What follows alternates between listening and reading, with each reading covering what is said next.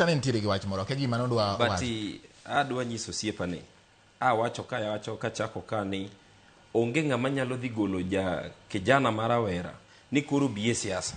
Iwuok kendi tineni tigori for your space.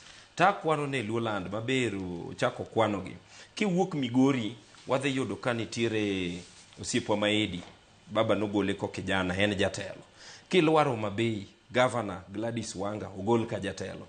Kichaki Katin, kichaki biro senator ma Omabei Moses Kajwa okel Katin. Kichaki lwar Nairobi ka wan gi Felix Oduor Jalango tin. Koro gimonego beno watimo kako jende wagore ne space wa election mabiro ni.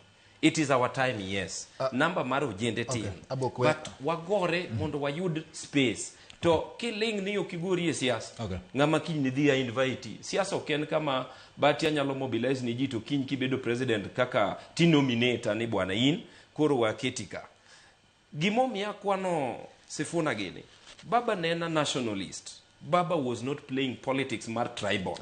Tribal kichako ng'iye Kenya kata ker miwinjo wacho no kwa nyali yude. Mae momiyo kawuono wapingo ni ng'ata ma uluongore ni Linda Mwananchi miwacho ni madwano terwa ka osipo magashagwa ma ok dwar joluo kendo winjo ka kuwuoyo mage gik ma ok wadwar. Gima wadwaro en niya.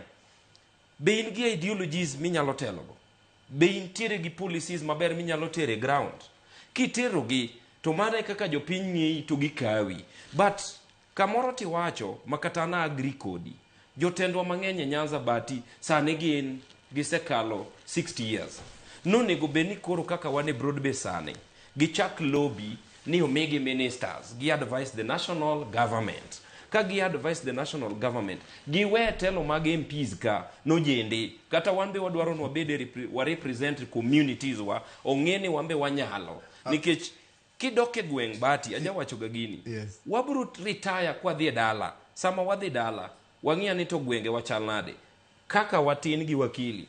Watimane benchmarking e 47 counties. Mondo wang'e ni to gigibe wanyalo implement gidala machieng' moro kwa retire. To gweng ler. But the truth of the matter is ni jakom to nyose mako lweto jende mang'eny. Mabe election mabiro ni de jakom ngima do medo mako moko zaidi.